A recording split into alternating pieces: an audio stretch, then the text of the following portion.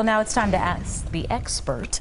We won't talk about calling out sick, but it's getting harder and harder today for college bills to pay for free educations, or free vacations, I should say. Yes, certified financial planner Tony Drake from wealthwisconsin.com. So some people like to use their credit card if they get something back on it. Yeah, you know, I get points on my American Express card, so I like to use it for a lot of things. That's right. But people put college tuition bills on these cards. Yeah, isn't it some maybe it's a free airline ticket, maybe it's cash back or rewards.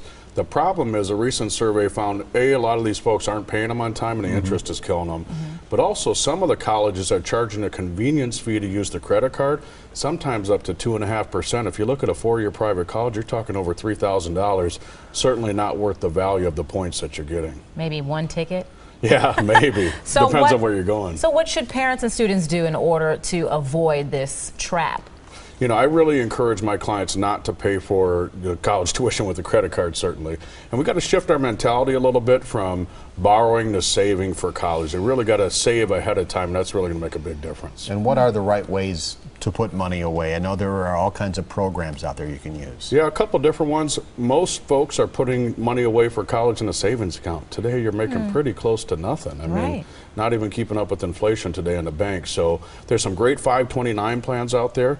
You get some tax deductible, contributions now, comes out tax-free federally if used for college expenses. So that's a much better way to do that.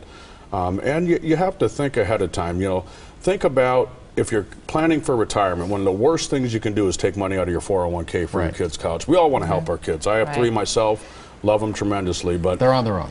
Scholarship. Well, you can get financial aid for college. You can't take out a loan in retirement. So unfortunately, it's a case where you have to put yourself first. Really important that you do that. Also, a lot of great financial aid programs out there that the kids can take advantage of. We have a great list at our website, wealthwisconsin.com. Have you done the math? Is it cheaper to get one of these maybe federally backed student loans with an interest rate, somewhere around 5% than it is to dip in to some other places where you have money? Yeah, generally, again, it's a weighing the options. Do you have enough money to plan for your retirement first? If you're using funds for that retirement, it's never a good idea.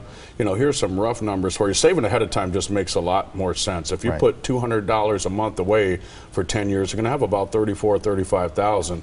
If you take a loan for that same amount, you're going to end up spending $400 a month for the same amount of money. So besides making sure your kid gets a full ride, how early is early when you talk about saving for a kid's college education? Unfortunately, it really never is too early. Day one. Yeah, day one. I mean, that even expense, before conception. Yeah, that expense starts right away. But don't think that you just have to have a straight A student for financial aid. A lot of great programs out there if they're involved in some extracurricular activities, sports.